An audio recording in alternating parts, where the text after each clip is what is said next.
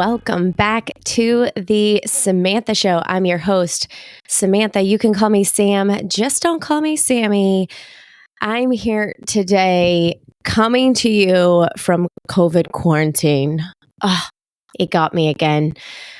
I thought we were done with COVID. No, where this is still a thing.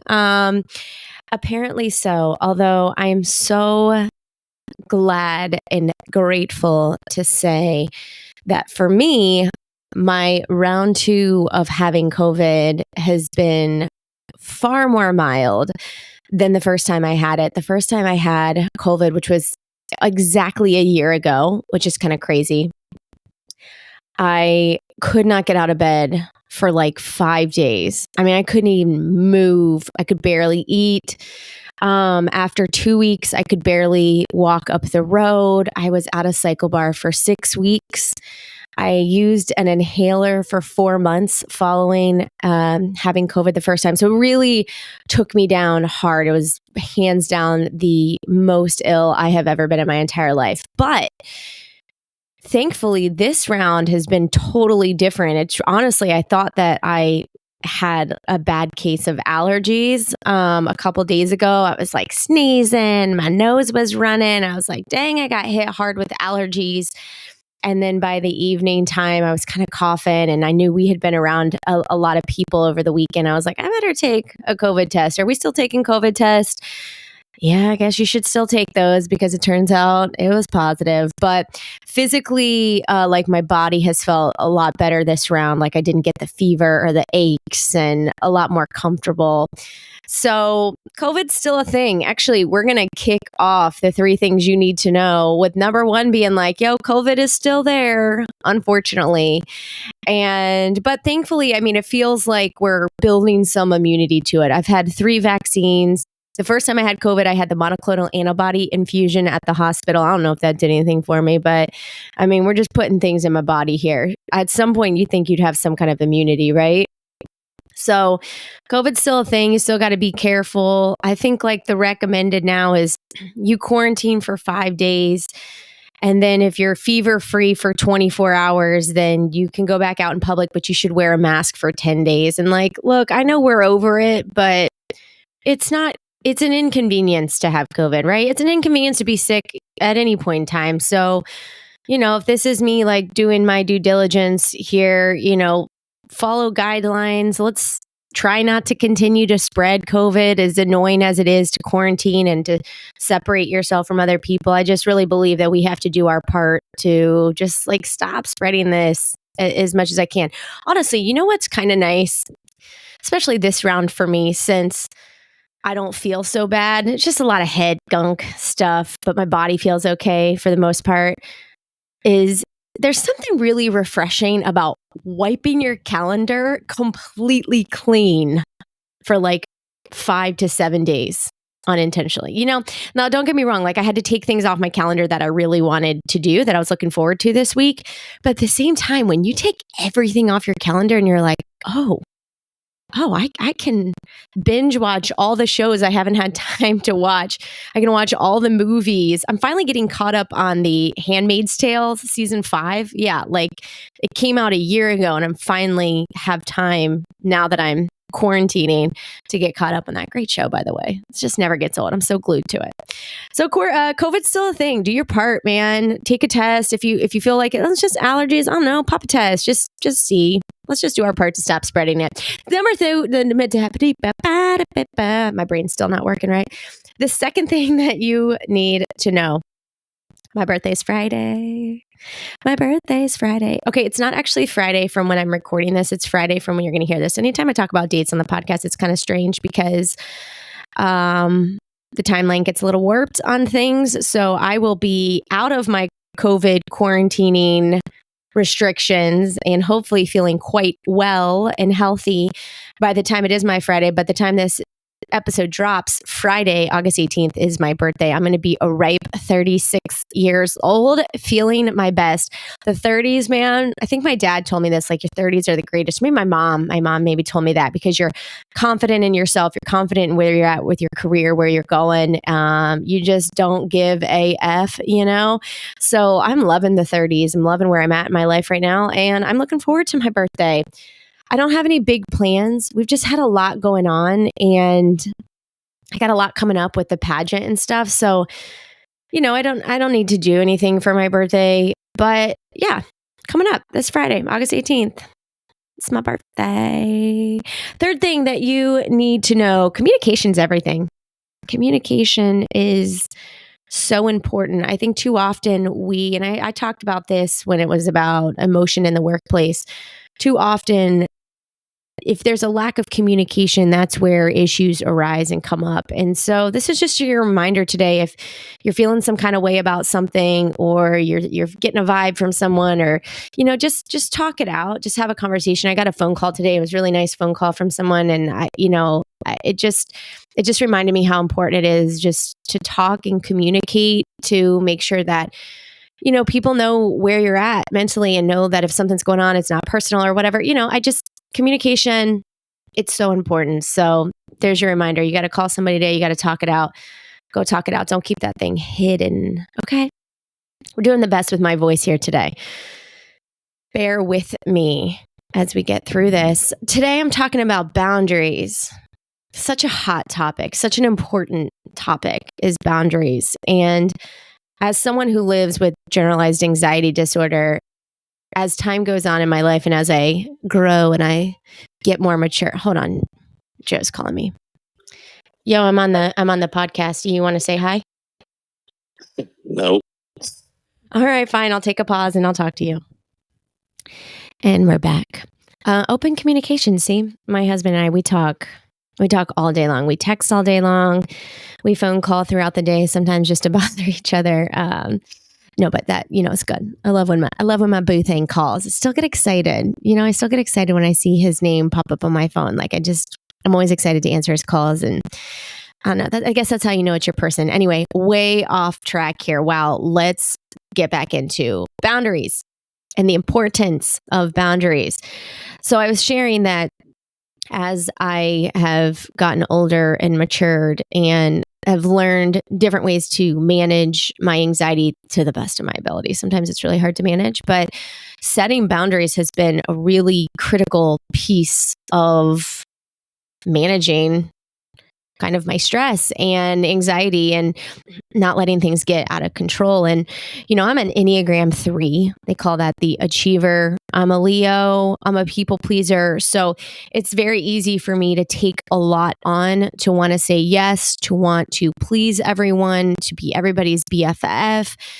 And the problem is I can take on, and then overwhelm, and then the opposite happens. And then I start to spiral.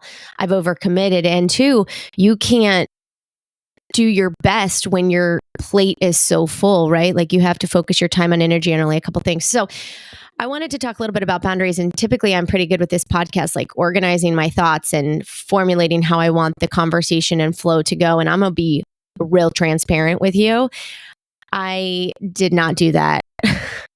Look, I've been sick. Okay. So I was like, I did reach out on Instagram to you guys a couple weeks ago and I said, tell me about how you set boundaries in your life. And I have composed and put together a lot of the responses that I got. Again, thank you guys so much. So many contributions. I really appreciate it.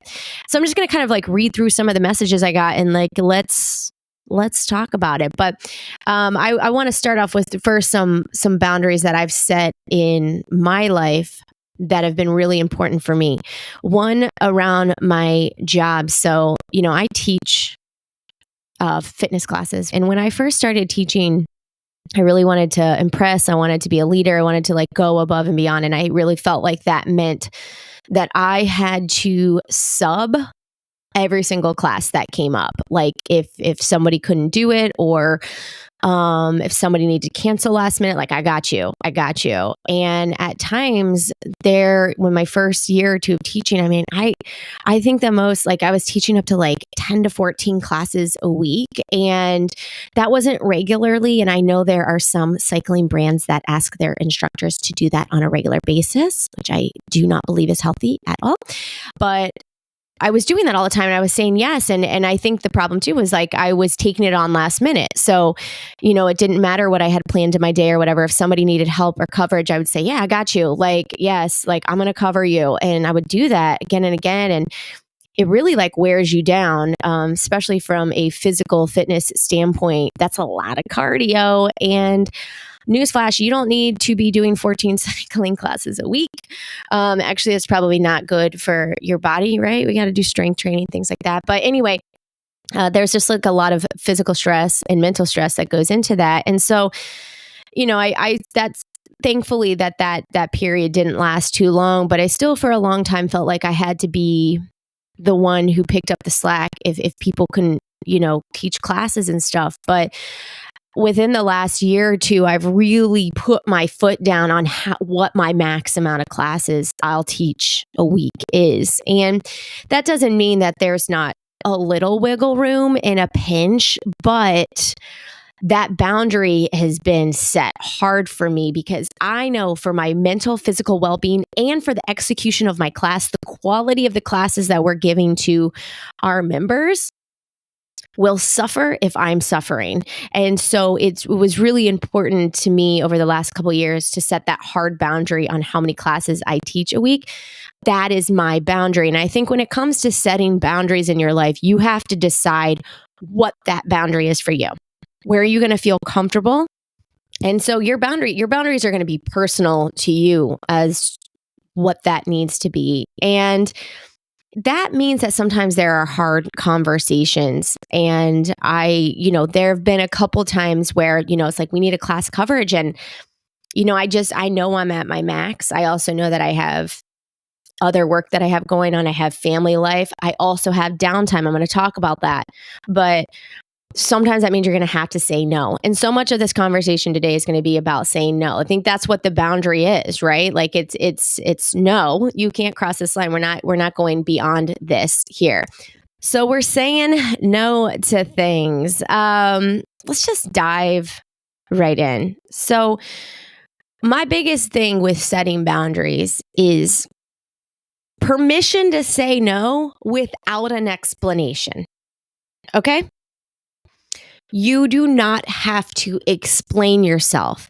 And if you're in a friendship or relationship or someone and you're setting a boundary and you're saying no, and they make you feel like you need to explain yourself, like you have to justify your boundary, that's a problem. And I have had friendships, and I still have friendships, where sometimes when I say no, I feel like I have to offer an explanation, or there's like this guilt trip that kicks in. And that to me it's a concerning line to like dance around. Everybody deserves the right to pass on something or say no without having to explain themselves.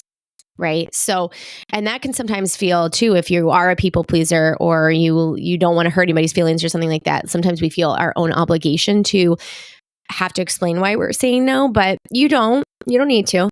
So I got a message from Maggie, and Maggie said to listen to your body and emotions. Then I also saw my friend Taylor share this message, this meme, this picture on Instagram. It said, if you don't schedule a break, your body will take one for you, and it probably won't be at a convenient time. You have to schedule time for yourself. And you have to listen to your body and emotions. So I've been listening to my body the last couple of years when it comes to how many classes I can teach. I know physically what I can take on to maintain like a healthy physical mental state for myself. And you have to listen to your emotions, and you have to schedule a break for yourself. And that is not selfish, and that is not wrong. Just really within the last 4 or 5 months, I have started blocking full days on my calendar with nothing on them. And I will not schedule. And someone will say, when do you have a free day? And that day does not come up because it's not a free day. I am not available that day. It's my me day. It's a break day. It's a no commitment day. You have to schedule these breaks and these times for yourself, or otherwise your body's going to do it for you. And then before you know it, you're going to be sick and it's going to be at the least convenient time possible. The body, physical, mental, it's all connected. Stress can absolutely physically make you ill. But you have to schedule this time for yourself. And if you have not implemented this practice into your life and you feel somewhat overwhelmed or busy, I would strongly, strongly encourage you start blocking off one full day a week. Yeah, I said it, one a week. And if you're like, there's no way, then you should check your boundaries, because you need a full day off. For me and my family, it's been Sundays most of the time. I try not to do anything on at least one day a week, because I need that time, even for things like to do my laundry, to get my house ready for the week, and just to chill. If I haven't had time to watch The Handmaid's Tales. Okay. I'm so behind. So you got to schedule time for yourself, that break, so that your body doesn't do it for you. My friend Maddie, you remember Maddie? We were talking about don't put me in a box. She sent me a message and said, if saying yes to something won't bring me or someone I love happiness, then it's a no. Look, I love that. Shoot it straight. Like, where's the benefit in this? Who is this benefiting? And sometimes you need to ask yourself that. I think that that's a really great way to take a look at whether or not you want to say yes. Like, is this going to bring you joy? Is this going to bring you happiness? Or are you going to regret saying yes? Or who is this going to make happy?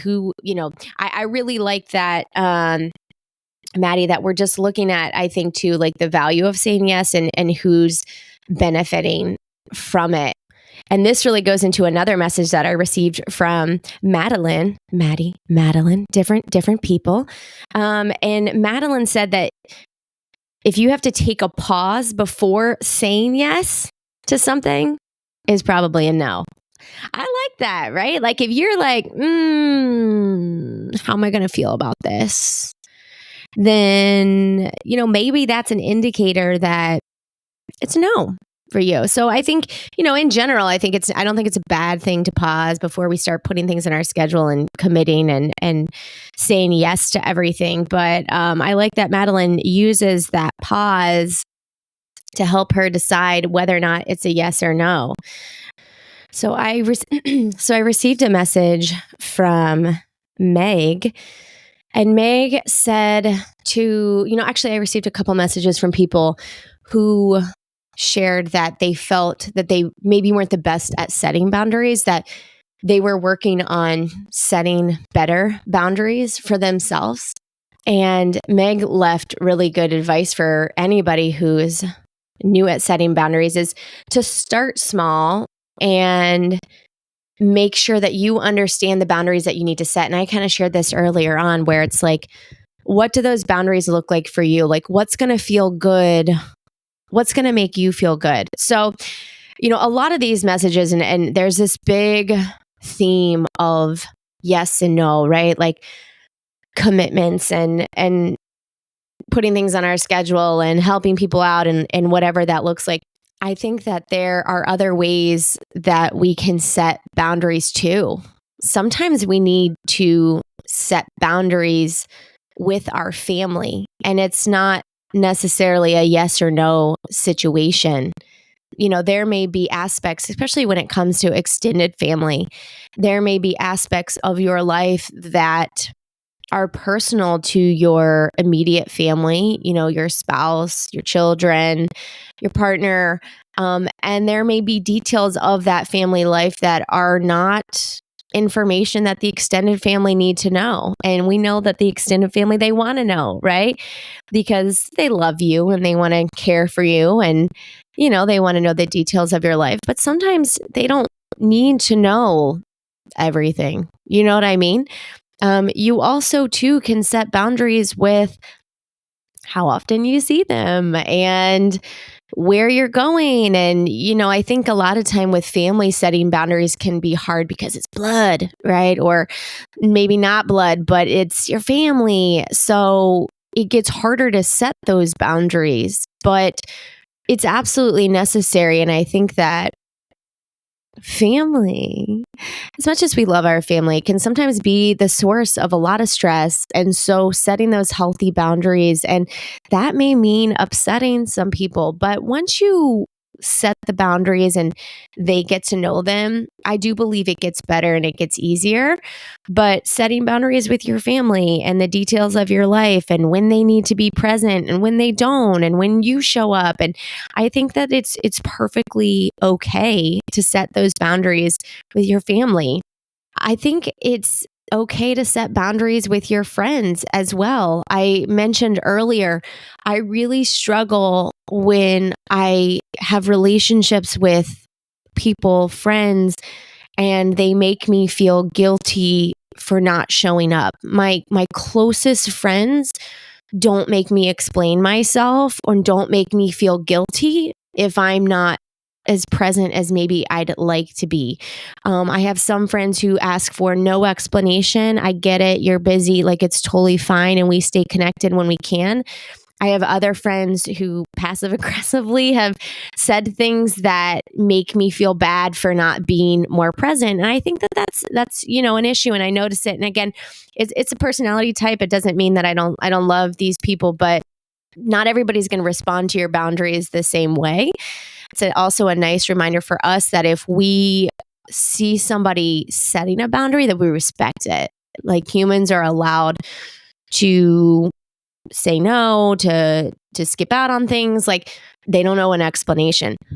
So let's also talk about the technology boundary. What I mean by that, I mean that in the time that I have started recording this podcast, I've gotten 4 texts, 10 emails, 2 phone calls, and I haven't even been on social media yet to see what's going on there, right? And in the matter of 20 minutes, our phones and technology are going off constantly, and it can be so easy to never turn it off and never put it down, because anytime we see those red dots, do you ever see like somebody put their phone up and they have like 50,000 unread emails? I think that's realistic. I can't remember. Somebody showed me their email once. They had like 50,000 notifications on their email. Like, that was the number on the dot. And I think I almost passed out. But we don't have to respond to the red dots right away or ever.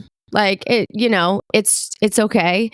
And our devices are there to ping us, to distract us, to interrupt us at all times. And I think a really important boundary to set is turning the phone off. And sometimes that can be hard too. I have found myself, like, I'll be in a conversation with somebody either via text or we voice memo now, and it's like getting later in the evening or something. And I'm like, I'm done. I'm done. I love you, but I'm done, And again, when I go back and I look at some of the different relationships in my life, I have some really good friends where, they'll send me a message at 9:30 and it's like, I don't respond till the next day at 10, and like, it's cool. It's totally fine. And I think that that's good. And I also think too, sometimes we put the pressure on ourselves to respond right away when the person on the other end maybe is not expecting that response in the same way that we think that they might be. So, know that it's okay to put your phone down, to set that boundary with it, because technology can be a real trigger for stress and attention at all times. And we have to make sure that we put that up so that we're not overloading ourselves with the technology notification boundary, right?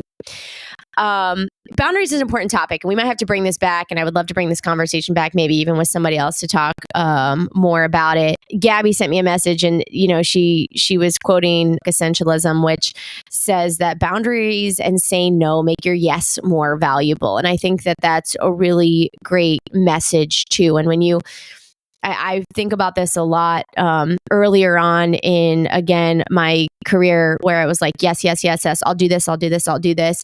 And then I woke up one day and I realized that all the work that I was doing, or I felt like I was putting in, was maybe not appreciated to the level that I felt it was weighing on me. And it was because it had just become so automatic, and actually Sam saying yes became the norm. So then when Sam started saying no, it was like, why are you not committed to us anymore.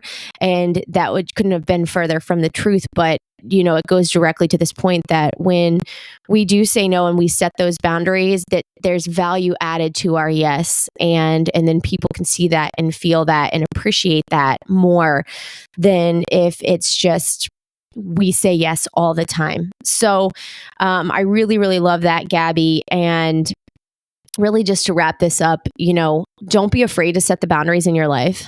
It can be uncomfortable from personal experience. It can be awkward from personal experience. As long as I'm saying yes, like I'm at my max this week. I'm not saying yes. It can be, it can be hard, and when someone says, yo, can you get dinner with us? And I'm like, no, I can't. I'm sorry. Period. Like that's it. No explanation needed, right? It can feel awkward and uncomfortable, but it's really necessary. And I want to leave our message here today. I received it from Casey Like Daisy. You know her. Casey Like Daisy really hit the nail on the head here. And she said, when you realize that boundary setting is not selfish, it's necessary, you can feel so much more confident in expressing what it is that you need in your life and what those boundaries look like. And that's the truth. And going back to how setting boundaries has really helped me navigate a lot of my anxiety, really with even the past year of my life, I feel so much more confident and capable and strong enough to say no to things, to set these boundaries, period, point blank, take it or leave it. This is the boundary that I've set. If someone has a problem with that, that is on their end that they need to navigate. But then I can feel confident with the flow and the balance of my life. And again, I talk a lot about anxiety, but that's why boundaries are so important for me in my life. It then allows you to be happier, healthier, and to show up better when you do say yes and when you can show up for other people. You're in a much better physical, mental headspace. And that's why it's just so important. So still working on it at all times. Next week, we're bringing back the man, the myth, the legend. Mr. Joe Redden agreed to come back on again, but he told me we're not allowed to have a plan. It has to be unscripted and see where it goes. I don't know. I don't live my life that way. So we'll see how this ends up. But Joe Redden's back next week. Make sure that you don't miss it. Have a great day. You deserve it.